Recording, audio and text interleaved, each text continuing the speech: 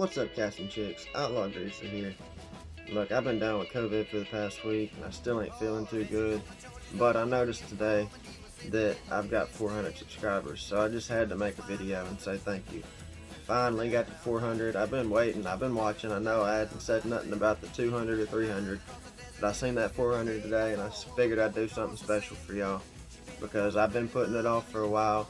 Remember when I did the Greaser movie video, I told you I was going to do some series on that. I was going to do like a rock and roll series, because there's lots of movies about different rock and roll artists.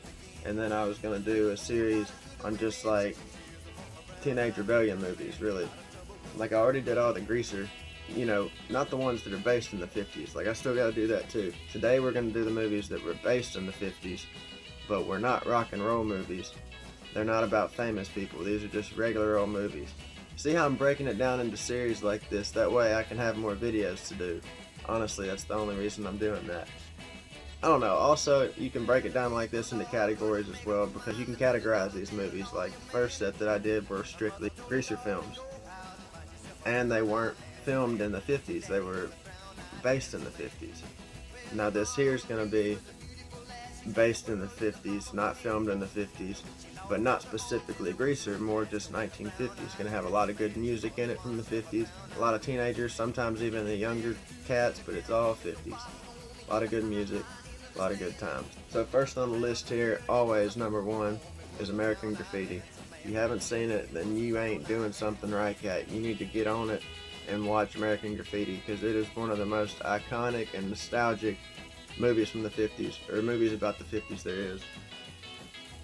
Lots of good music, awesome cars in that movie. You got John Milner with the 32 Deuce Coupe, and it's just a badass movie. It's based at Mel's place, I'm pretty sure, or Mel's Drive-In.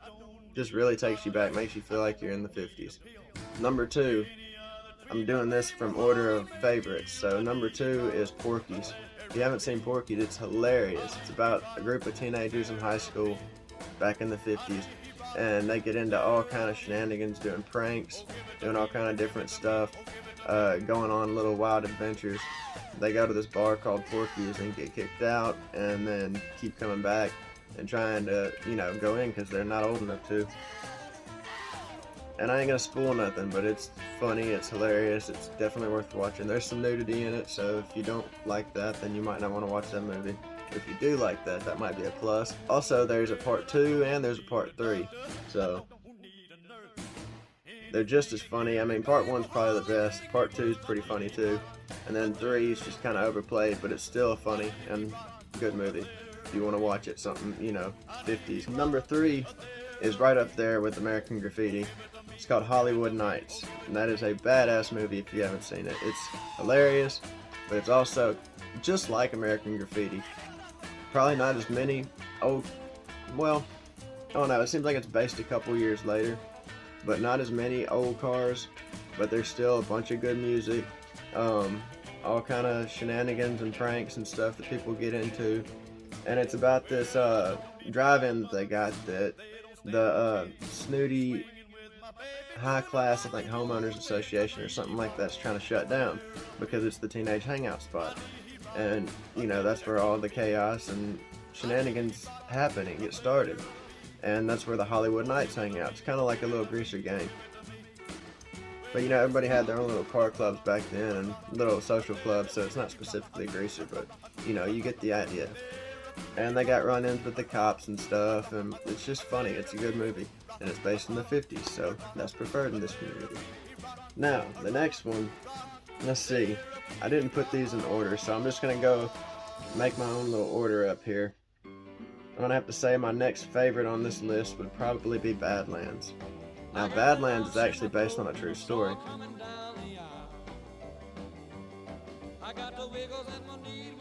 But it's based in the 50s, and it's a really cool movie. It's badass if you like crime and you like action movies. He's a country boy, and he works on like a feedlot at first, I'm pretty sure. No, he didn't. He worked as a trash driver. He worked, I'm thinking of a different movie now. He worked on a trash truck at first, and then he just really liked this girl, but her dad wouldn't let him hang out, and so He shot her dad and burned the house down, and they ran off together and went on this killing spree until they got caught. So it's a pretty cool movie. Check that out. And that's probably my next favorite on the list. After that, I have to say my favorite after that would be Pleasantville. If you ever seen that, it's a damn good movie. It's not like any of the other ones really. It's like one of its own. Let me see how to explain this one. This one's a doozy. It originally wasn't in the 50s when it starts. There's a show called Pleasantville that they're watching on TV, and something happens to the TV, and so the cable guy, which is actually Barney Fife from Andy Griffith's show, shows up. Don Knotts is his name. Shows up and is working on their TV, and somehow they end up, the kids in the movie end up in the show, like the main characters.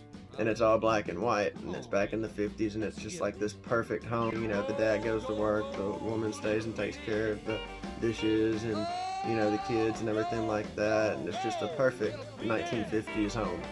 And rock and roll sets in, and when rock and roll sets in, color starts to set in.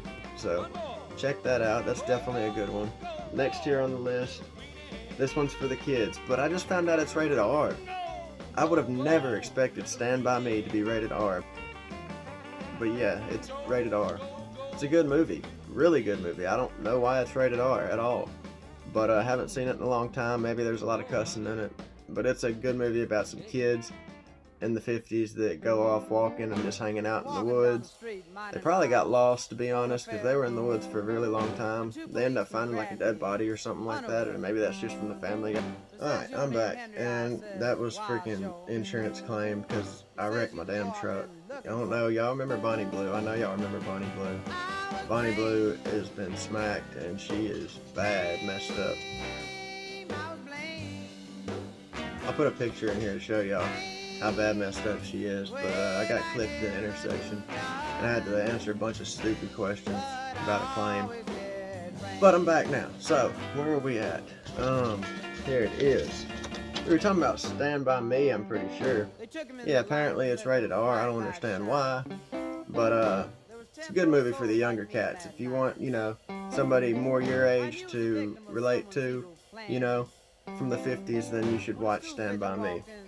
Or you could watch this next movie here called This Boy's Life. But that, to be honest, he was a pussy. Just gonna throw that out there. He was a pussy. He got his ass kicked by a queer and ended up being like best friends with the queer. And okay, I mean, I understand the kid had it rough. I mean, he had it real rough, and he had some pretty cool hair. He looked cool.